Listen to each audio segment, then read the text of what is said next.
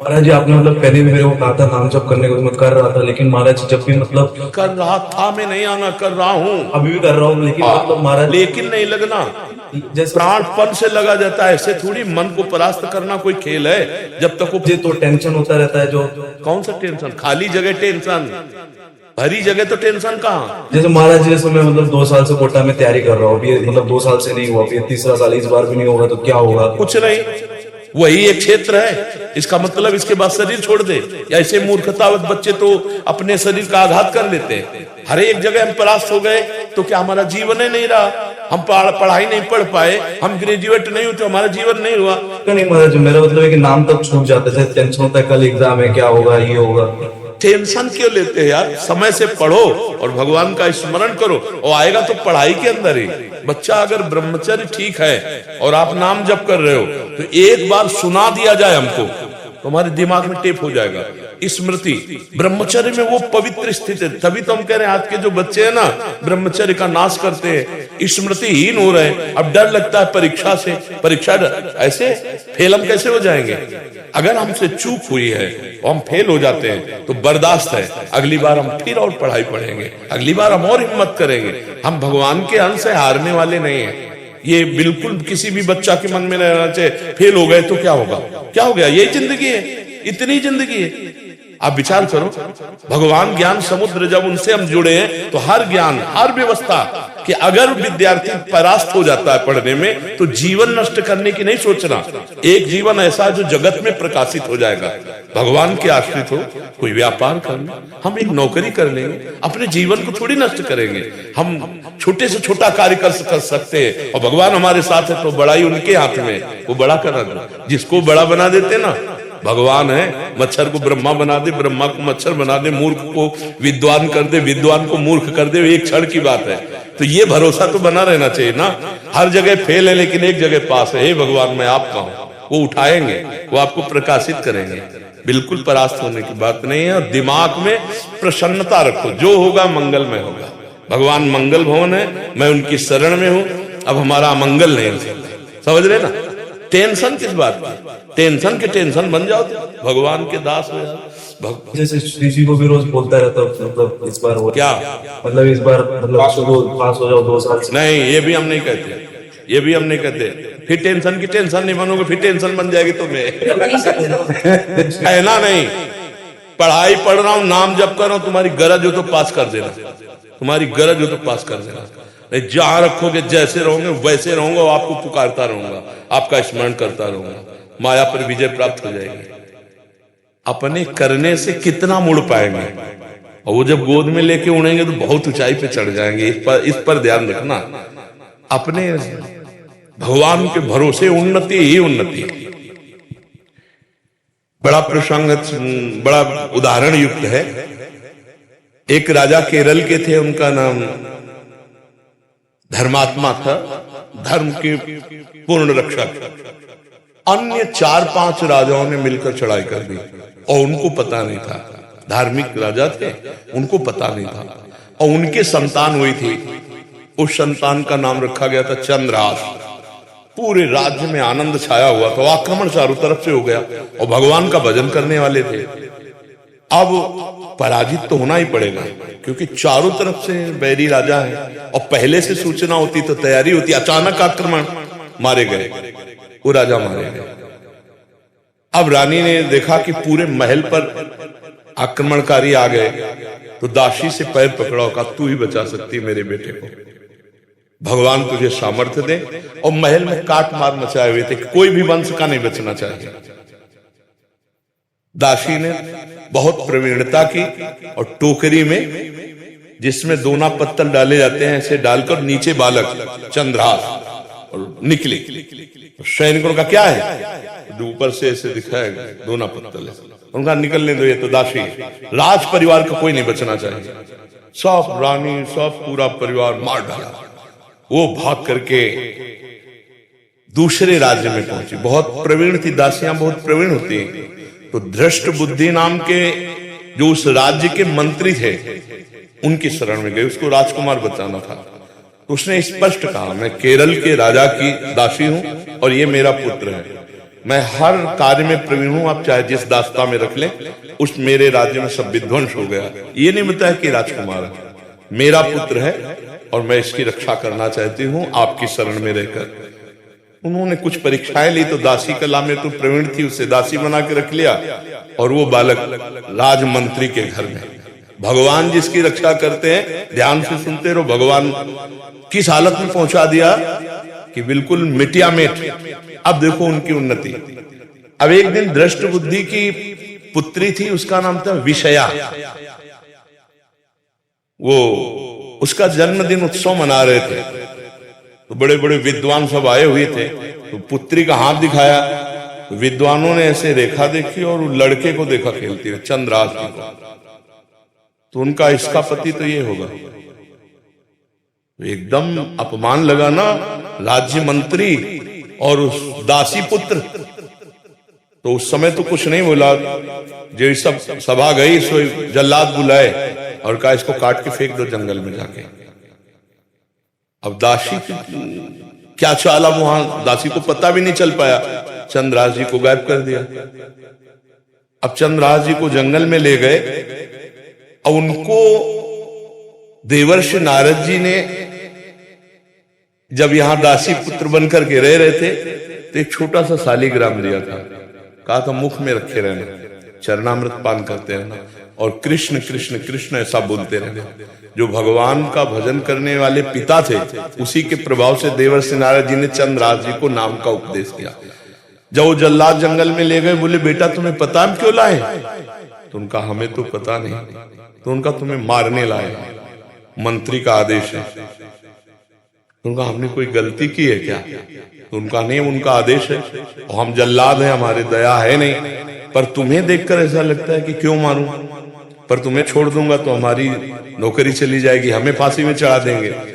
मैं मारूंगा नहीं तुम्हें। तुम्हारे उन्होंने देखा तो 6 अंगुली थी, 1 अंगुली काट ली और कहा राजा को दिखाऊंगा जाके कि तुम्हारा वध कर दिया, पर तुम यहां से भाग जाओ। तो काटने से खून निकला, वो वहीं मूर्छित होके गिर गए। कृष्ण कृष्ण कृष्ण कृष्ण कृष्ण, और वो जल्लाद वापस अंगुली दिखाए कि मैं उनको मार डाला। हुमा नाम का एक पंक्षी होता है पहाड़ में, वो परम पवित्र, अगर अपने पंख कर ले तो राजलक्ष्मी उसके चरणों में आ जाए। वो आकर के बैठ गया चंद्रास जी के ऊपर। हुमा नाम का पंक्षी ये पहाड़ों में होता है, भगवत प्रदत्त किसी भाग्यशाली के ऊपर उसका। अब वो अपनी छाया में उनका वो मूर्छित बेहोश, कोई जंगली पशु ने अटैक नहीं किया चंद्रास जी पर। इतने में चंदनवती नाम के राज्य का छोटा राजा, दृष्ट बुद्धि जो बादशाह के मंत्री थे, उनके यहां वो कर देने जा रहा था। तो उसने बहुत आराधना की थी लेकिन पुत्र नहीं हुआ था। तो रास्ते में दृष्टि गई कि हुमा नाम का पंक्षी किसको घेरे हुए। तो जब गए तो देखा चंद्रास जी सुंदर राजकुमार और अंगुली कटी हुई, तुरंत पट्टी बांधी और लेकर के वापस चले गए। वहां नहीं गए कर देने, बड़ा उल्लास मनाया कि भगवान ने तो, हमने इतनी आराधना की, हमारे पुत्र नहीं हुआ लेकिन भगवान ने पुत्र दिया, मैं इसे राजकुमार पदवी देता हूं। छोटा राजा अपने राज्य का राजकुमार बना करके पालन पोषण किया और 10 वर्ष हो गए। वो कर देने नहीं गया बादशाह के यहाँ। तो बादशाह ने दृष्ट बुद्धि से कहा चंदनवती नगर का राजा कर देने नहीं आया, जाओ यदि वहां सम्मान पूर्वक कर दे तो ठीक है, नहीं उनका विनाश कर दो। मंत्री पूरे परिकर सहित आक्रमण किया। तो चंदनवती राजा का ऐसा वैभव था कि जब से चंद्रास जी उनके यहाँ राजकुमार बने, उनको डर ही नहीं था, क्योंकि चंद्रास जी भगवान का भजन करने वाले। तो दृष्ट बुद्धि नजदीक आया और कहा कर दे दो, नहीं तो युद्ध करो। तो उनका वैसे युद्ध की जरूरत नहीं, पर हम तुम्हें कर नहीं देंगे, हम समर्थ राजा है। चंद्रास जी ने इशारा किया कि विरोध नहीं। चंद्रास जी ने कहा कि हम स्वयं कर देने के लिए तैयार हैं, आप शांत रहिए। उसकी दृष्टि में दृष्टि मिली तो उसने ये वही बालक है, क्योंकि नेत्र इसके वही हैं जो उनके घर में राजा दासी पुत्र बल करके। तो चंदनवती के नरेश से कहा कि तुमने इस बालक को कहां पाया? तो उन्होंने पूरी बात सुनाई। तो अरे फिर तो जो प्रारब्ध है वो होके रहेगा, ये मेरी बेटी का दूल्हा, अरे इसको मैं दूल्हा नहीं बनने दूंगा।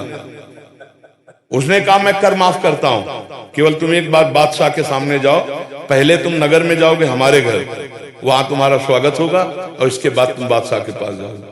का स्वीकार है। राजा को मना लिया चंदनवती नरेश को कि महाराज आप चिंता मत कीजिए। और पहले था कि अगर पत्र लिख दिया जाए तो जिसके लिए लिखा जाता था धर्म कहता था बीच में खोल के नहीं पढ़ना, उन्हीं के वध के लिए उन्हीं को पत्र लिखा। और उनके जो बेटे थे उनको लिखा कि बेटा ये पुरुष जिसको मैं भेज रहा हूं जाते ही विष दे दिया जाए, जाते ही भोजन में विष, हलाल, तुरंत मर जाना चाहिए। तो उन्होंने ऐसे खोस लिया मुकुट के साइड में और गए। भगवान की इच्छा उस दिन उपवन में उन्होंने अपना घोड़ा रोका कि थोड़ी देर बाद चले जाएंगे उपवन में। और उपवन था वो राजकुमारियों का, और उसमें आई थी उनकी बेटी जिसका नाम था विषया। खेल खेल में देखा कि कोई राजकुमार ऐसे विश्राम कर रहा है मेरे राज्य में। नजदीक गई, चिट्ठी देखी, चिट्ठी निकाली, खोली, लिखा था कि जाते ही विषया विष दे देना, जाते ही विष दे देना। पिताजी की बुद्धि खराब हो गई, इतना सुंदर राजकुमार इसको विष दे देंगी। उसका नाम विषया था, तो विष के आगे केवल या बलानी थी, तो काजर की रेख से जो दूब का ऐसे लेके वैसे काजर करके या बना दिया विषया। जाते कुछ बिना बेचारे जाते ही विषया दे दे, और खोज दिया, चली गई। देखो भगवान का विधान। अब वो जब जगे तो वहां गए तो जो दृष्ट बुद्धि का पुत्र था, बड़ा धर्मात्मा था, उसने आदर सत्कार, उनका पिताजी ने आपके पत्र दिया। जो पत्र देखा तो उन्होंने कहा पंडितों को बुलाओ, तुरंत ब्याह करो। पिताजी का आदेश, जाते ही विषया दे देना। अब बेटी से ब्याह हो गया, 2-4 दिन हुए, कोई सूचना नहीं पहुंची। तो दृष्ट बुद्धि ने कहा मामला क्या है। वो जब लौट के आए तो बड़ा पूरा नगर सजा था, उत्सव हुआ। उनका क्या उत्सव? बोले आपकी बेटी का ब्याह हो गया। किससे? बोले आपने राजकुमार भेजा था।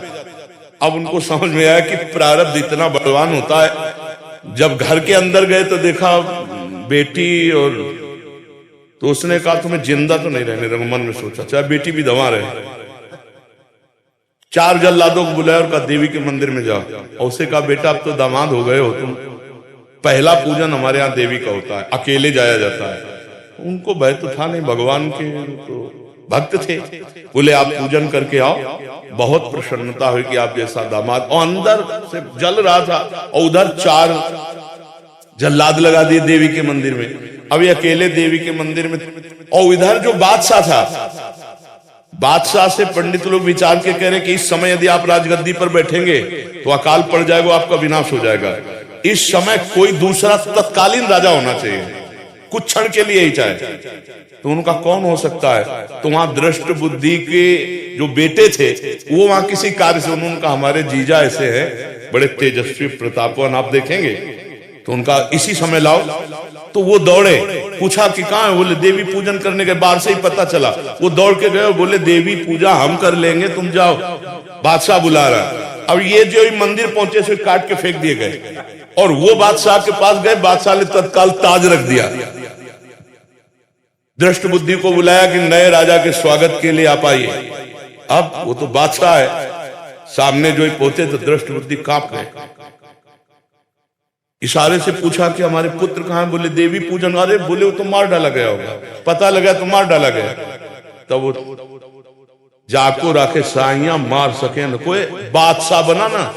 अगर भगवान रक्षक, भगवान जिताने वाले, तो कोई परास्त नहीं कर सकता। हर विधान उल्टा होता चला जाता है। अगर भगवान से विमुख हो तो चाहे जितनी उन्नति हो, उसका परिणाम कुछ नहीं होगा। या हम मर जाएंगे, सब छूट जाएगा। नाम भगवान का, आश्रय भगवान का, वो उठाते हैं तो उठाते चले जाते हैं ना। तो कभी भी डिस्टर्ब नहीं होना चाहिए। ये बात कभी नहीं लानी चाहिए कि मैं शरीर छोड़ दूं। किसी भी विषय में हार जाए, या किसानी में कोई व्यवधान, या पढ़ाई में, अरे फिर जीतेंगे यार। संघर्ष ही जीवन है। उसके लिए थोड़ी है कि जीवन ही नष्ट कर दो। तो जीवन नष्ट करने के बाद वहां कोई विश्राम स्थल थोड़ी बना है, फिर भेज दिए जाएंगे नीची योनियों में। क्या क्या कष्ट होता है। आप देखो ना, ये मुर्गा मुर्गी बकरा बकरा जीवात्मा तो लोग कैसे जिंदा भूंज रहे हैं। कितना दया खत्म हो चुकी है, जिंदा भूंज रहे हैं, खा रहे हैं, शरीर बढ़ा रहे हैं, मरेंगे, नरक जाएंगे। तो हमें कोई मनुष्य जन्म मिला है, अब इतना भजन कर लेना है कि इससे नीचे न गिरे। अगर चांस मिले तो पुनः मनुष्य बने और धर्म पूर्वक अपने राष्ट्र की सेवा करें, समाज की सेवा करें, भगवान का भजन करके जीवन पवित्र बनावें।